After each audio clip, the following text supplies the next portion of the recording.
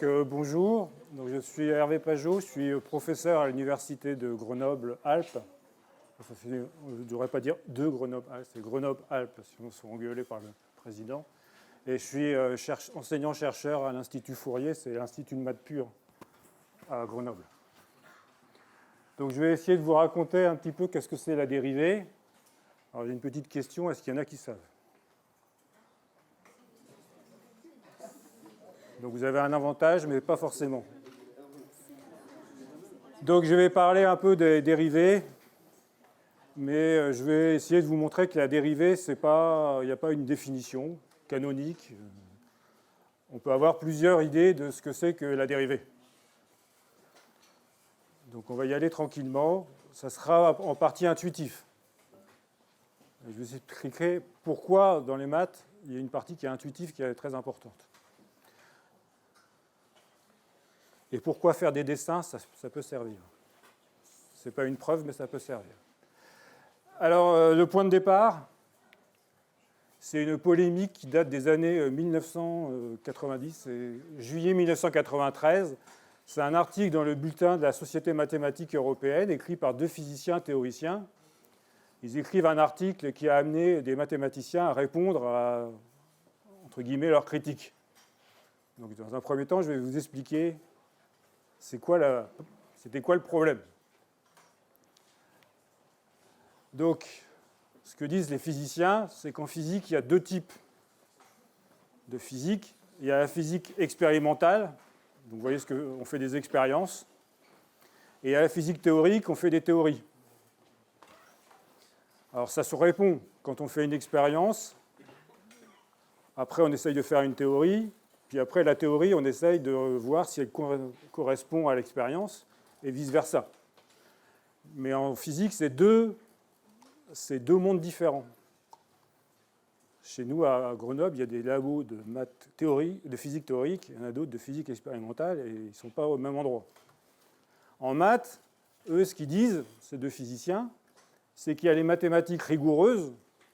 Les mathématiques rigoureuses, c'est celles où on fait des démonstrations. Et les mathématiques qu'ils appellent théoriques, c'est celles pour lesquelles on fait des conjectures. Alors pour eux, les mathématiques rigoureuses, c'est la même chose que la physique expérimentale. Et les mathématiques théoriques, c'est la même chose que la physique théorique. Parce qu'en physique, pour vérifier qu'une théorie est vraie, on fait une expérience. En maths, on fait une démonstration. Donc ça n'a pas toujours plu aux mathématiciens de cette classification. Alors je vais vous donner maintenant un exemple simple d'une différence entre mathématiques rigoureuses et mathématiques théoriques. Et donc je vais prendre un théorème que vous ne connaissez peut-être pas, mais je vais vous l'expliquer, ce n'est pas très dur. C'est le théorème des valeurs intermédiaires. Alors, avant de passer à ce truc-là, ils attaquent un mathématicien qu'on va rencontrer dans la suite, qui est Thurston. Thurston a soi-disant démontré un théorème qui s'appelle le théorème de géométrisation de Thurston. Mais il n'y avait pas la démonstration, il manquait plein de choses. Et donc ce qui les gênait, c'est que là, c'était plus des mathématiques théoriques, mais pas des mathématiques rigoureuses. Et il disait, mais en fait, Thurston, après, il a fait des preuves, donc il y a un mélange des deux qui les gênait. Alors, on va regarder ce qui se passe sur le théorème des valeurs intermédiaires. Donc, on va faire un exemple de mathématiques théoriques. Donc, voilà une étape du Tour de France. Alors, désolé, même si je suis à Grenoble, j'ai pris les Pyrénées, je crois. Je n'ai pas trouvé l'Alpe d'Huez. Donc vous partez de Pau. C'est à peu près, l'altitude, c'est 200 mètres. Vous arrivez à Hautacam, c'est à peu près 1500 mètres. Et vous faites ça en vélo. Alors vous allez passer normalement par toutes les altitudes possibles entre 200 et 1500. Parce que, à part Armstrong, vous n'allez pas passer tout d'un coup de 1000 à 1010. Vous allez monter. Donc, si vous avez un truc sur votre vélo, vous allez bien voir que vous allez faire toutes les altitudes possibles. C'est-à-dire, si je me mets là, je vois bien qu'à un moment, je vais être ici. Et donc, pourquoi ça marche? C'est que justement, avec mon vélo, je fais un truc continu. Je ne passe pas tout d'un coup 10 mètres plus haut. Donc, pour une fonction, l'énoncé est le même. Je pars de la hauteur du point A, f de A. Je vais au point, je pars d'ici. Je veux aller là. Et j'ai une fonction. Ben, si je prends une valeur entre f de A et f de B, c'est ici S, je peux trouver 3 points qui vérifient f de x égale S. Sur mon dessin. Et alors pourquoi ça marche? C'est parce que ma fonction, elle est ce qu'on appelle continue. C'est-à-dire, je peux la tracer avec un stylo sans lever la main. Je n'ai pas le droit de faire un décrochage tout d'un coup. Donc ça, c'est les mathématiques théoriques.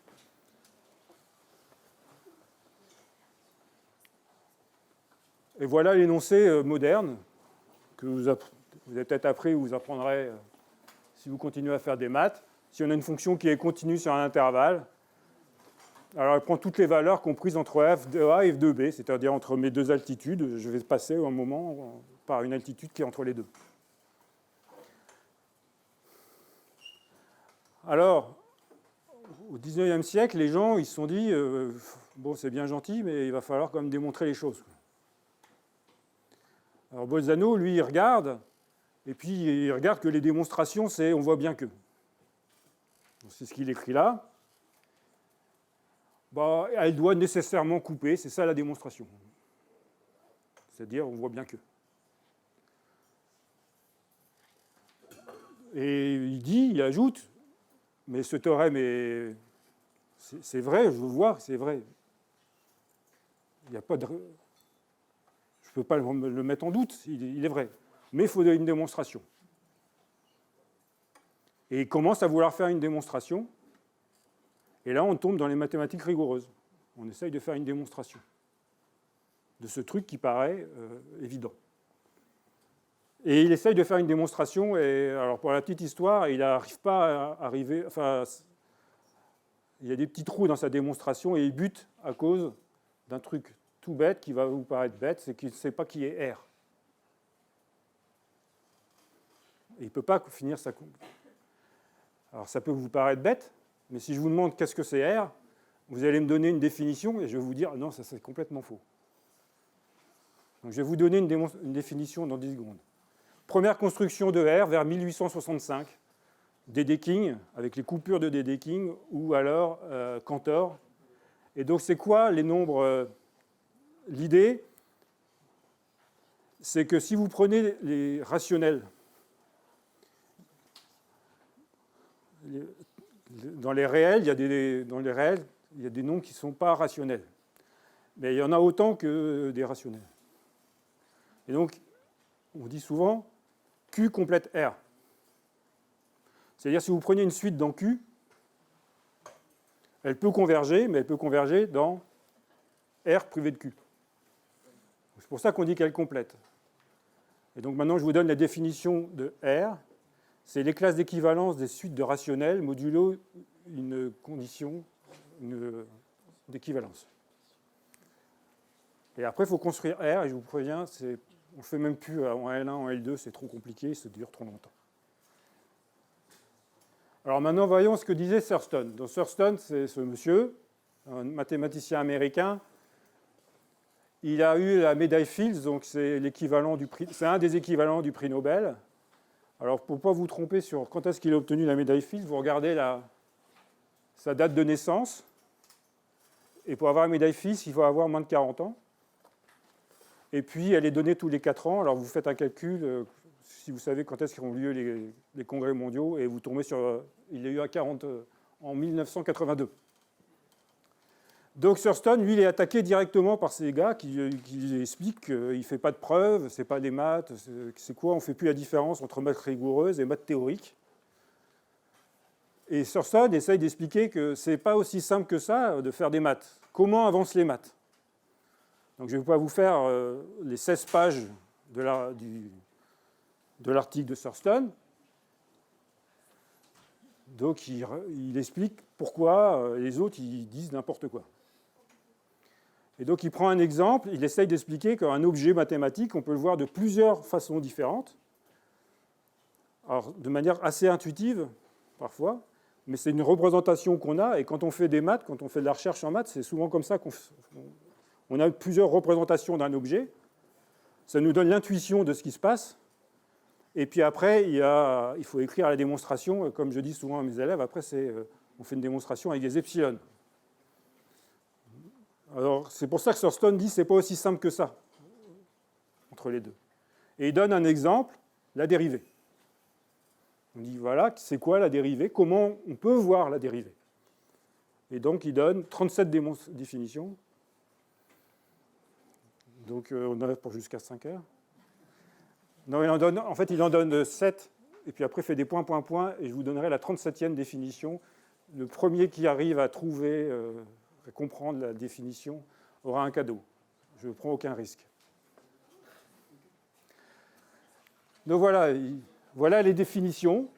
Les définitions, elles sont là. Alors, comme je me suis dit, vous n'êtes peut-être pas très bon en anglais, je vais les traduire. En maths, on parle anglais. Si vous voulez faire des études scientifiques, de toute façon, il va falloir apprendre de l'anglais. Alors, on est parti. Donc, tout ce que vous devez savoir, c'est quoi une fonction. Et c'est quoi le graphe d'une fonction. Donc, la première... Alors, il y a un truc qu'il faut peut-être quand même écrire une formule.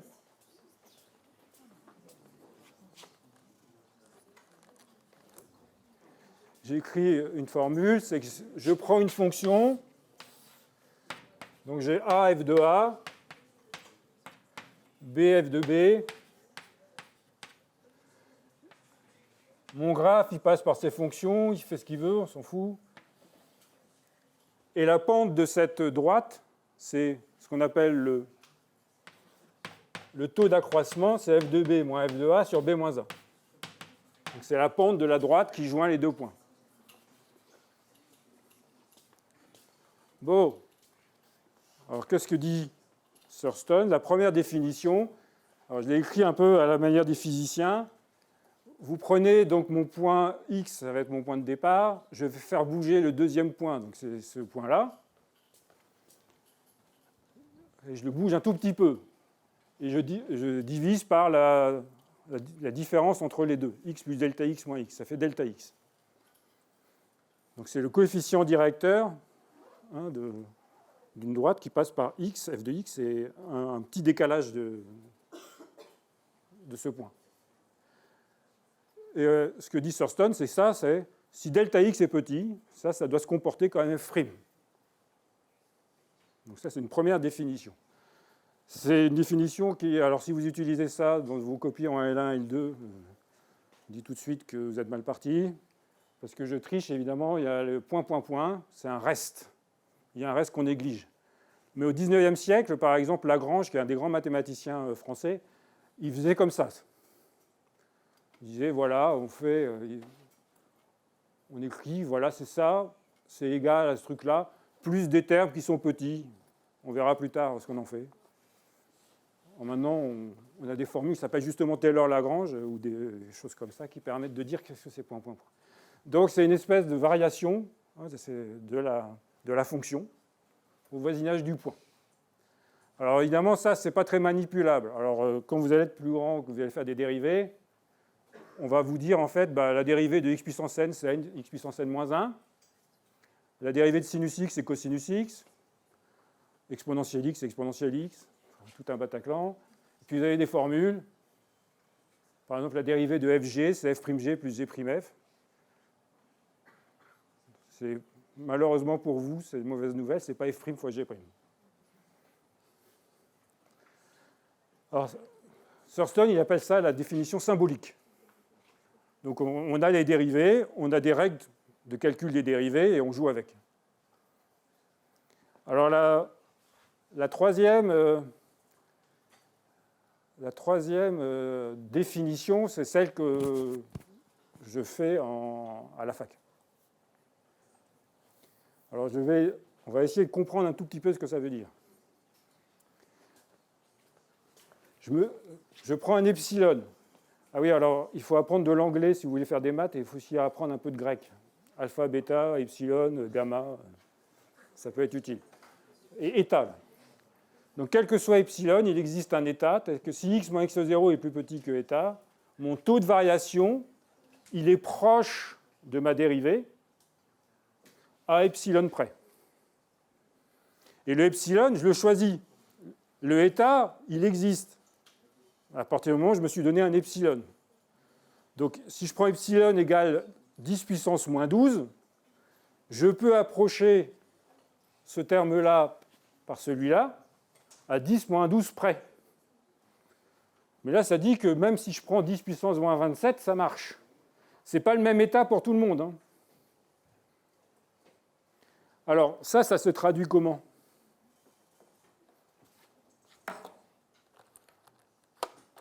Ça s'écrit comment? Je vais l'écrire avec mon taux de variation.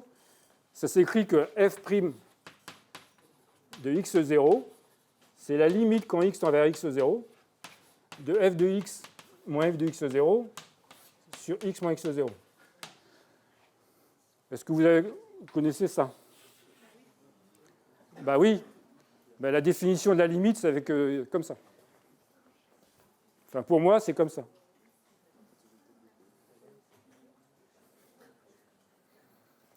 Donc ça va être un passage difficile, parfois pour vous, de manipuler, c'est quel que soit il existe. Ça date, le premier à avoir fait ça, c'est Cauchy, au début du XIXe siècle, dans son cours à l'école polytechnique, première édition en 1820, si je me rappelle bien. Donc c'est... Ça, c'est celle qui... Elle n'est pas intuitive, celle-là. Hein. Alors, il faut faire gaffe. Hein.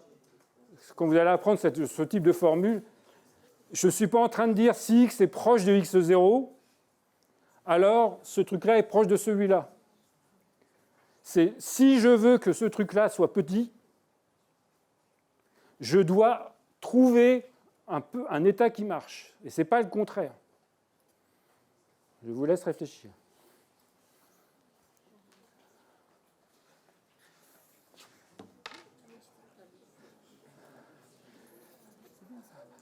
Quel que soit epsilon, il existe état. Alors, on va faire des... Par exemple, la limite, on vous a dit, la limite, vous allez calculer la limite. La limite, elle est unique. Vous êtes d'accord? Ben, en fait, c'est un théorème. Je peux démontrer avec cette formule-là. Je l'ai fait il n'y a pas longtemps avec mes étudiants de L2. C'est pas difficile, mais j'ai démontré que s'il y avait une limite, elle était unique. Alors, avec les autres définitions, amusez-vous. Bon, on continue. Alors, on va faire un truc plus géométrique. On va regarder les tangentes. Donc, ce que dit Thurston, si je suis un géomètre, moi j'aime bien, j'ai mes courbes, donc je peux faire ça sur des surfaces, dans d'autres trucs. Je peux construire une tangente, et le coefficient directeur de la tangente, c'est la dérivée. Alors comment on fait pour construire? Vous voyez, je prends mon point A, le point A est fixe. Le point B, je vais le faire se rapprocher de mon point A. Et je prends la corde AB, et plus B se rapproche de A, plus la corde elle se rapproche de ma courbe. Et là, comme mon dessin, on a l'impression que quand on est proche, ma droite, elle est confondue avec la courbe. Donc ça, c'est la tangente. Et il se trouve que la tangente, son équation, c'est une droite, et son coefficient directeur, c'est exactement f'. Alors ça peut vous paraître surprenant si vous avez fait des tangentes, mais il n'y a pas besoin de cette formule-là pour définir la tangente. Je peux le faire sans. C'est un peu compliqué, mais ça marche. Parce que je peux le faire dans d'autres espaces, en fait. Je peux m'amuser à faire d'autres espaces. Alors, pour les physiciens, la dérivée, c'est la vitesse instantanée. Donc la vitesse instantanée, c'est quand vous calculez la vitesse, vous regardez la distance parcourue et vous divisez par le temps parcouru. Enfin, le temps de parcours. Ça vous donne la distance moyenne. Et la vitesse, c'est un peu comme dans mon exemple. 1, c'est un truc infinitésimal. C'est-à-dire, je prends sur un espace de temps qui est de plus en plus petit. Alors, le 6 est un peu plus vaseux encore, si on pense en termes d'intuition. Vous cherchez un polynôme. Alors, ce qu'il appelle une approximation linéaire, c'est plutôt une approximation affine. Donc, il cherche un polynôme qui approxime le mieux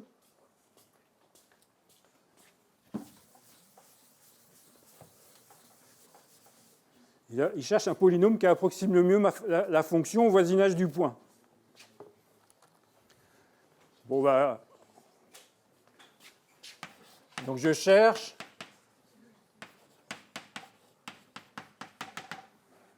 un polynôme qui vérifie ça. Et puis, je veux que les points, ils soient le plus petits possible. Alors, quand x vaut x0, alors, pardon. Il faut que je le normalise comme ça.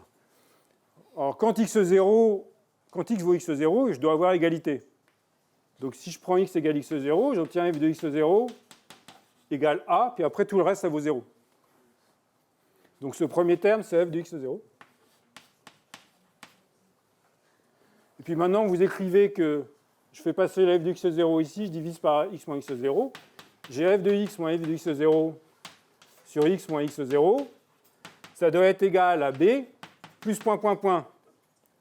Ben, vous revenez en arrière et vous voyez que ça, c'est le taux de variation, doit ressembler à un nombre. Et ce nombre, c'est le nombre dérivé. Donc b, c'est f' de x0.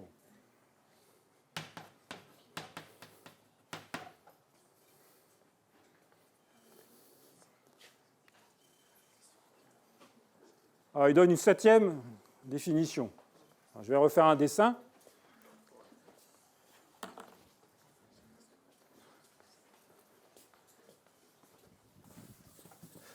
Vous avez votre courbe.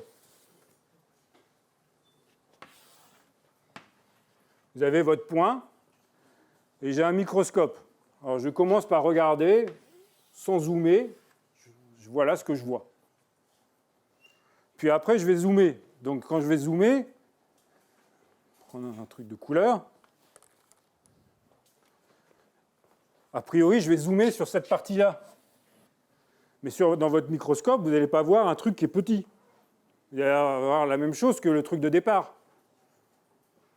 Quand vous regardez, sinon, si vous regardez un microscope, vous regardez de plus en plus précisément, vous ne voyez plus rien. Donc ça ne sert plus à rien d'avoir un microscope. Donc il faut ramener cette boule-là. On fait une espèce d'homothétie pour le ramener sur la boule blanche.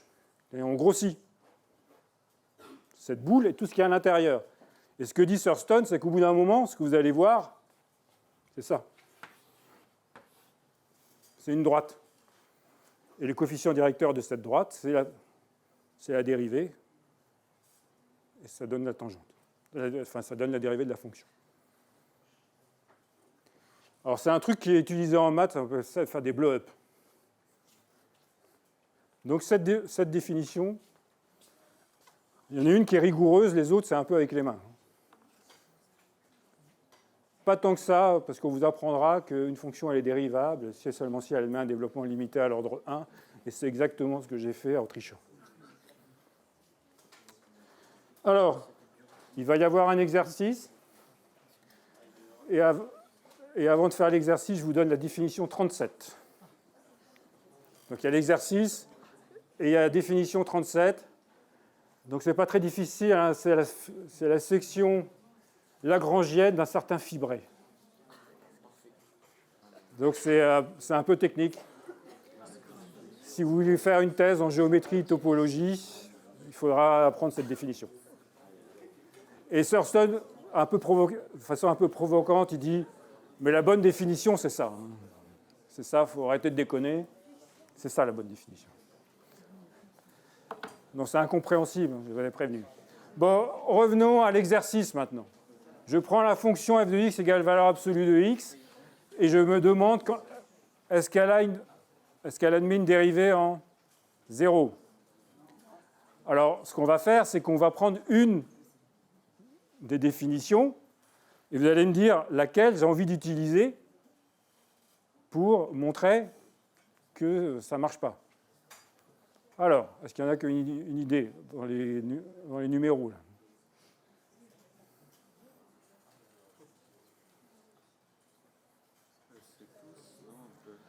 Ben, tous veut dire la même chose, mais encore une fois, un mathématicien, il a une panoplie. Il a plein de façons de s'y prendre. Donc, il faut qu'il prenne celle qui est le plus adaptée à sa situation. Vas-y. Si on utilise la 7, quand on grossira, on n'aura jamais de droite. Oui. Mais tu as raison, en fait, il faut se souvenir quelle est la tête de la fonction valeur absolue.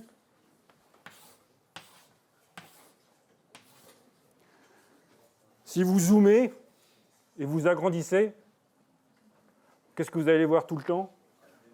La même chose, vous allez voir ça. Donc vous n'allez pas voir un truc plat. Donc ça, c'est pas mal. Après, est-ce qu'il n'y en a pas une qui est plus simple aussi?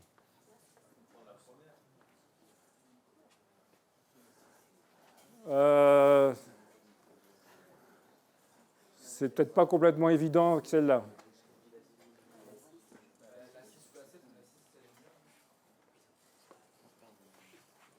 C'est pas clair. Parce que tu pourrais trouver un polynôme qui pourrait marcher. Non, il y a quand même un truc qui peut marcher plus simple. C'est d'utiliser là.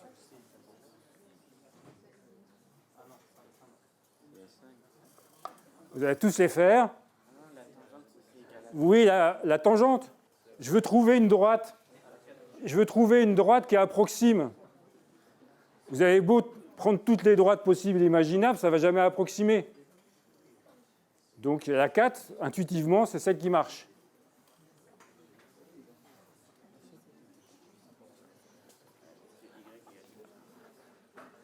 Alors, si on veut utiliser les tangentes, en fait, on dit qu'il y a une tangente qui va être à... Il y a une tangente à gauche et il y a une tangente à droite.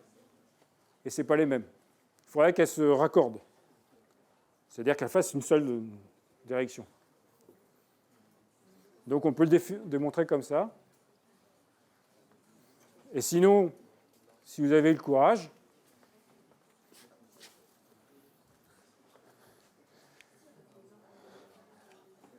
vous prenez celle-là.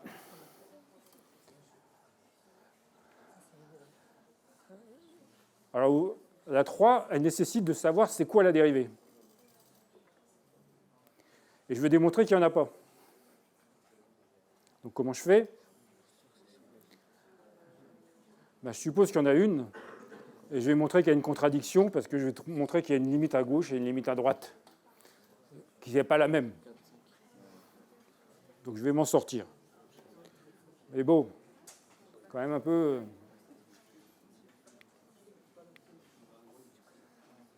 OK. Donc maintenant, je vais parler d'une autre façon de voir la dérivée. Donc c'est avec Laurent Schwartz. Donc c'est le premier mathématicien français à avoir eu la médaille Fields en 1950 pour la théorie des distributions. Donc je vais essayer de vous expliquer un petit peu la théorie des distributions. C'est une version où on va pouvoir... Alors, c'est une théorie. Quand vous avez une fonction, elle n'est pas toujours dérivable. Par exemple, ça. Et on va en voir une autre. La théorie des distributions, c'est un truc miraculeux, parce que vous allez voir, on va vous embêter. Est-ce que la fonction est dérivable? Vous allez galérer pour montrer que la fonction est dérivable.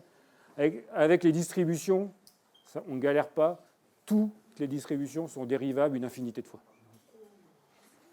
Simplement, l'objet est un peu compliqué. La dérivée, ce n'est pas aussi simple.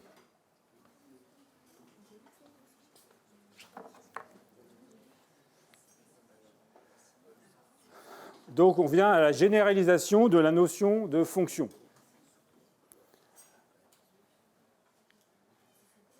Donc la fonction, vous avez vu, une fonction, c'est à un point x, j'associe sa valeur que j'appelle f de x. Ça, c'est les fonctions. Ensuite, on a généralisé la notion de fonction. Je vais revenir dessus. On a défini, donc c'est au début du XIXe siècle, c'est Lebesgue, Borel, on a défini une mesure. Et puis, ça ne suffisait pas encore. On a créé encore un truc plus important qui est les distributions.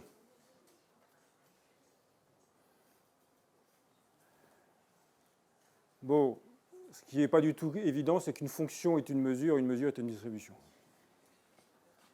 Alors, faisons un exemple. Donc, un des précurseurs, c'est Sobolev. Mais il n'a pas réussi à aller jusqu'au bout de la théorie, et c'est Schwartz qui est arrivé au bout de la théorie. Donc, on va prendre la fonction d'Heaviside. C'est une fonction qui vient de la physique. Ils appellent ça un segment, un signal créneau. Si vous faites à l'oscilloscope, ça s'appelle ça un signal créneau. Alors, on va partir, on a une voiture. Au début, elle ne bouge pas, on est à 0. La vitesse est nulle.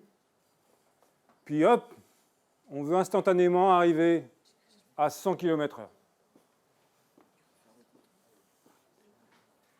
Alors vous voyez, si je suis en ce point-là, bon ça c'est un objet gadget, disons, mais il y a une représentation quand même en mathématiques qui est ici. Donc c'est une fonction qui vaut 0, 1, et en 0, elle fait un saut. Et donc en fait, en 0, je n'ai pas besoin de la définir. Bon, disons qu'elle vaut 1, et on s'en fout. Alors déjà, vous pouvez me dire que cette fonction, elle n'est pas négative, mais ce n'est pas forcément une propriété essentielle. Elle n'est pas continue. Donc, par exemple, je n'ai pas le théorème des valeurs intermédiaires. Vous voyez bien que si je prends une valeur qui est ici, il n'y a aucun point de la courbe qui passe par la droite, ici. Donc cette valeur-là, elle n'est jamais prise par un élément de mon graphe. Donc la question, c'est quoi la dérivée, a priori, elle n'existe pas. Bon, essayons d'imaginer si elle ne pourrait pas exister quand même. Donc on a dit, c'est quoi la dérivée? C'est la pente. Donc là, ici la pente, c'est 0. Ici la pente c'est 0. Mais ici c'est quoi la pente? Alors, vous voyez, quand vous avez des panneaux, là, ils mettent, attention, 20%. Ça, c'est quand on va à l'Alpe d'Huez, dans les Alpes. Si vous avez remarqué, c'est assez amusant, il y a des panneaux 20% et des panneaux 10%, et la pente est la même. En fait, ils changent juste le numéro. Alors, 10%, c'est pas... Bon, ça va, c'est une petite côte. 20%, c'est une côte qui devient déjà un peu plus importante. 50%, même Armstrong, il n'y arrive pas. 100%, pardon. 100%, c'est... Et puis, quand je vais tourner de plus en plus, ma pente, qu'est-ce qu'elle lui arrive? Elle devient infinie. Elle devient de plus en plus grande. Et donc, on aurait envie de définir la dérivée par la fonction qui est ici. C'est-à-dire la dérivée en 0, c'est l'infini. Et la dérivée en 0, c'est l'infini. La dérivée ailleurs, c'est 0. C'est un peu logique. Sauf que ça, c'est pas... Vous avez déjà vu des fonctions comme ça? Donc ce n'est pas une fonction. Alors les physiciens, eux, ils utilisaient ce genre de fonction. Par exemple, si vous prenez votre fonction, là, delta, vous la multipliez par 2. Donc quand je fais 2 fois 0, ça fait 0. 2 fois l'infini, ça fait l'infini. Donc la fonction 2 delta x, enfin 2 delta, c'est la même chose que la fonction delta. Donc je n'arrive même pas à voir la différence entre la fonction 2 delta et delta. Et il y a des choses qui sont plus compliquées, c'est comment on fait pour faire delta fois delta, des choses comme ça. Donc ça, c'est pas une fonction. Donc on va définir une distribution. On va tricher ici. Donc on va construire une fonction qui a un pic en 0. Donc normalement, mon pic, il devrait se barrer là, à l'infini. Mais il va devenir de plus en plus grand. Et la masse en vert, elle doit valoir 1. Donc votre pic, il devient de plus en plus haut. Et puis vous devez faire une espèce de tente qui reste avec une R qui vaut 1. Donc plus vous allez monter votre pointe, plus la base devient fine. Et donc, à la limite, je vais obtenir ma fonction de Dirac. Et donc, je vais remplacer ma fonction de Dirac par des approximations de la fonction de Dirac. C'est ça la théorie des distributions en particulier. Alors, je n'ai jamais de montre. Alors, je suis toujours obligé d'en cours. Il est là. D'habitude, j'attrape la main d'un étudiant pour... Oui, je vais juste... Alors, pour vous montrer que c'est assez puissant, je vais vous expliquer c'est quoi la dérivée de la fonction d'Heaviside au sens des distributions. Donc, on a dit que ce n'était pas une fonction, donc c'est ça. Donc, une mesure, c'est un ensemble, j'associe sa taille. Par exemple, il y a une mesure qui s'appelle la mesure de comptage, ça c'est pas dur, je compte pour mon ensemble le nombre de points. La fonction d'Heaviside, c'est une fonction qui va charger ceux qui contiennent 0, mais qui ne va pas charger les ensembles qui ne contiennent pas 0. Donc c'est delta de A, la mesure d'un ensemble, c'est 1 si 0 est dedans, et c'est 0 sinon. Et donc, théorème, la dérivée au sens des distributions de la fonction d'Heaviside, c'est la mesure de Dirac. Donc, on est passé à un truc encore plus compliqué, en fait. Et pour voir ça, il faut regarder cette fonction, en fait, c'est une fonction qu'on peut voir comme étant une espèce de densité de chaleur, par exemple. Et c'est l'action une distribution, c'est une fonction, c'est pas une fonction qui est définie par point, elle est définie par son action sur les fonctions. Et c'est ça qui rend le truc intéressant. Alors maintenant, je termine par la formule magique.